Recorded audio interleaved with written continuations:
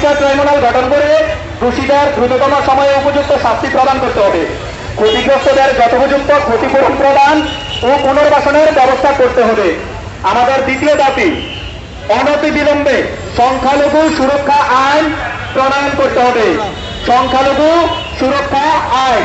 আমাদের তৃতীয় দাবি, সংখ্যালঘু বিষয়ক মন্ত্রণালয় গঠন করতে হবে। আমাদের চতুর্থ দাবি, হিন্দু ধর্মীয় কল্যাণ ট্রাস্টকে হিন্দু ফাউন্ডেশন উন্নতি করতে হবে। পাশাপাশি বৌদ্ধ খ্রিস্টান ধর্মীয় কল্যাণ ট্রাস্টকেও ফাউন্ডেশন উন্নতি করতে হবে। আমাদের পঞ্চম দাবি, দেবোত্তর সম্পত্তি পুনরুদ্ধার ও সংরক্ষণ আইন প্রণয়ন এবং অর্পিত সম্পত্তি প্রত্যাবর্তন আইন যথাযথ বাস্তবায়ন করতে হবে।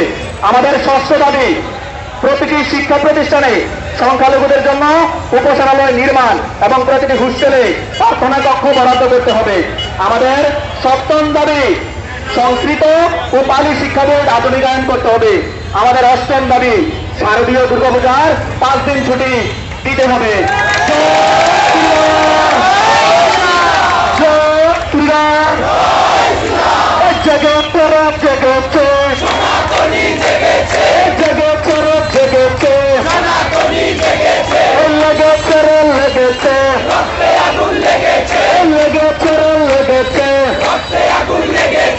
আমার দেশ সবার দেশ।